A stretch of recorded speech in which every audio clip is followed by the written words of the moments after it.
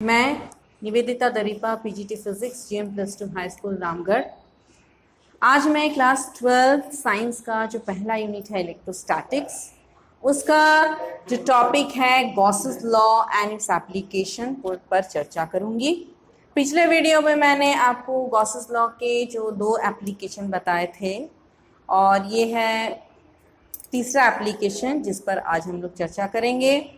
Gauss's law, जैसा कि मैंने पहले आपको बताया है कि जब किसी तरह का चार्ज डिस्ट्रीब्यूशन दिया जाता है, हमारे पास है किसी तरह का चार्ज डिस्ट्रीब्यूशन, तो ड्यू टू दैट उसके चलते हम इलेक्ट्रिक फील्ड कैसे निकालते हैं, तो तब हम गॉसेस लॉ की सहायता से निकालते हैं।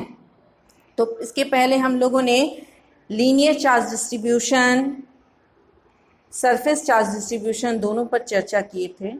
ये भी है दैट इज द काइंड, ये भी सरफेस चार्ज डिस्ट्रीब्यूशन जो दिया हुआ है, that is electric field due to uniformly charge spherical shell. कोई स्फेरिकल शेल है जिसके सरफेस पर चार्ज है,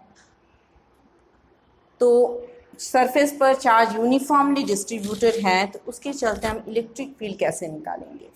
जैसा कि यहाँ देखिए, कोई ये स्फेरिकल शेल है दैट इज खोखला गोला, एंड उसके सरफेस पर, उसके सतह पर चार्ज डिस्ट्रीब्यूटेड है यूनिफॉर्मली, तो ये surface charge distribution, uniform surface charge distribution है।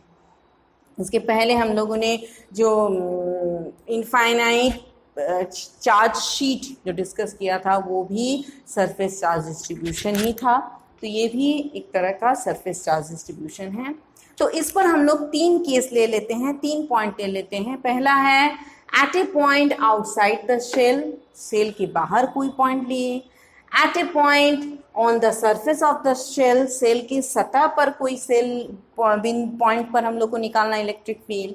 और तीसरा है at a point inside the shell, shell के अंदर अगर कोई पॉइंट लेते हैं तो वहाँ इलेक्ट्रिक फील्ड क्या होगी। तो चलिए इसको कैसे हम लोग निकालते हैं, देखिए।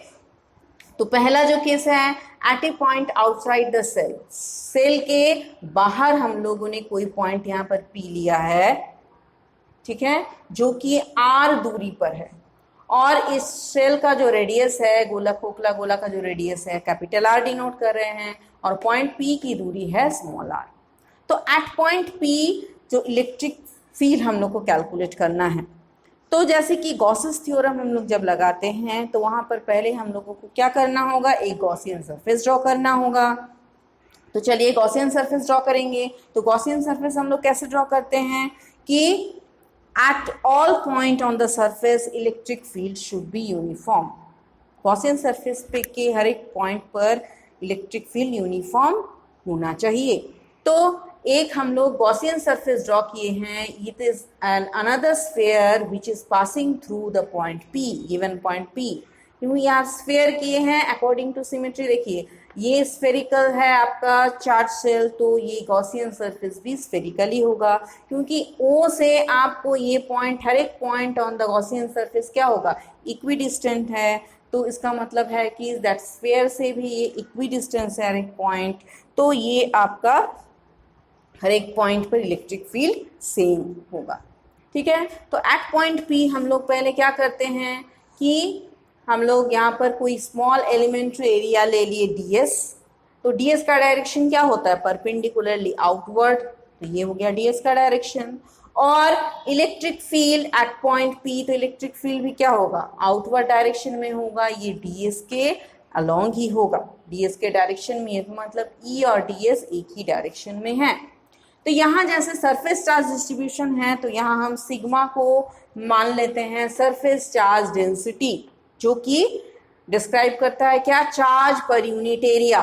चार्ज हो गया Q, एंड एरिया इसका क्या है, गोले का 4πr²। ये कंफ्यूज नहीं करना है, ये है आपका दैट चार्ज सेल और ये है गॉसियन सरफेस, ठीक है। चार्ज सेल का होगा तो रेडियस r है, गॉसियन सरफेस का लेंगे तो रेडियस स्मॉल r है। तो ये Q को लिख सकता है सिग्मा 4πr²। सो अब इलेक्ट्रिक फ्लक्स पहले कैलकुलेट कर लेते हैं बिफोर अप्लाइंग गॉसेस लॉ।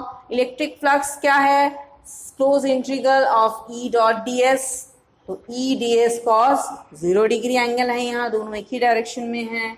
तो E D S, now E is constant, uniform है throughout the Gaussian surface, so E को हमने बाहर निकाल लिया और ये हो गया integration of D S. Integration of D S करेंगे तो क्या होगा, ये इंटीग्रेशन ऑफ डी एस मैंने किया, ये that is elementary area on the Gaussian surface. तो गॉसियन सरफेस का रेडियस आर है, सो ये टोटल एरिया जो होगा 4 पाई आर स्क्वायर।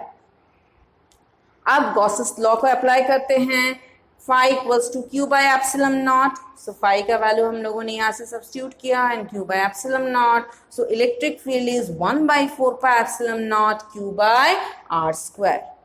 ठीक है, अब ये स्मॉल आर स्क्वायर है, ध्यान देने की बात है। ठीक है, एंड इसको अगर आप सिग्मा के टर्म्स में अगर इसको एक्सप्रेस कीजिएगा तो यहाँ q का वैल्यू हम लोग सब्स्टिट्यूट कर देते हैं, तो q sigma 4 pi R square. तो फाइनली आपके पास इसका हो जाता है वैल्यू आता है sigma by epsilon naught capital R square by small R square.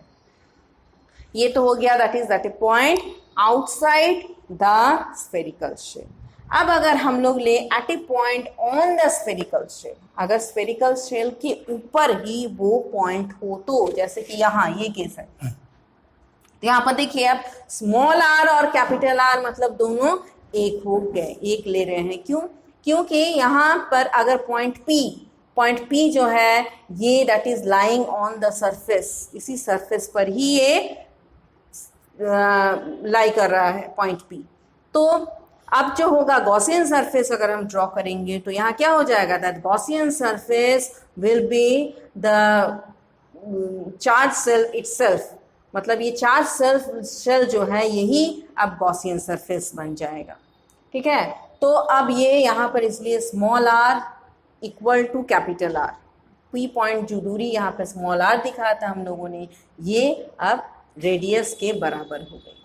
तो यहाँ पे भी उसी तरह हम लोग अप्लाई करते हैं। Now first we calculate electric flux, calculate करते हैं E enclose integral of E dot D S.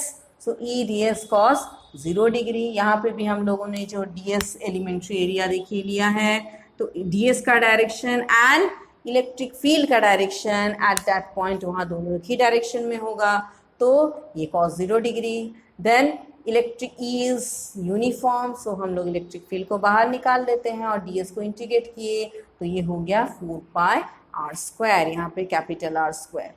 ठीक है, नाउ अप्लाइज गॉसेस लॉ। अब गॉसेस लॉ को अप्लाई करते हैं, sigma is equal to q by epsilon naught, तो ये वैल्यू हम लोगों ने सब्स्टिट्यूट किया, तो फाइनली इलेक्ट्रिक फील्ड जो आ गया that is 1/4 pi epsilon naught q by R square. अब इसमें आप अगर इस फॉर्म में भी आप इसको लिख सकते हैं, और अगर आप सिग्मा के फॉर्म में इसको एक्सप्रेस करना चाहें तो हम लोग इसको लिखेंगे q को सिग्मा 4 पाई आर स्क्वायर, तो ये आर स्क्वायर कैंसिल हो गए and electric field is equal to sigma by epsilon not.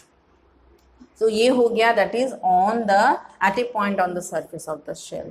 Now the third one is at a point inside the shell. अगर सेल के अंदर पॉइंट है, तो जैसा कि ये डायग्राम हम लोगों ने ये ड्रॉ किया है और ये पॉइंट P अब लेते हैं हम लोग इनसाइड द शेल।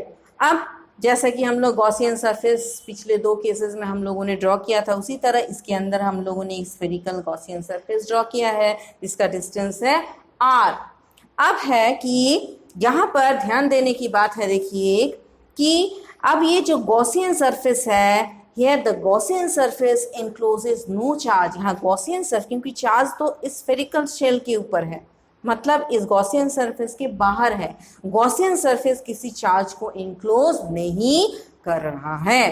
तो अब अगर हम गॉसियन यहाँ पर अगर हम अप्लाई करते हैं गॉसेस लॉ, जो कि गॉसेस लॉ कहता है phi is equal to q by epsilon naught, electric flux जो 1/एप्सिलम naught times of the charge enclosed by the surface, तो ये चार्ज तो इंक्लोज कर ही नहीं रहा है, q इज इक्वल टू 0, तो मतलब it means that phi is equal to 0।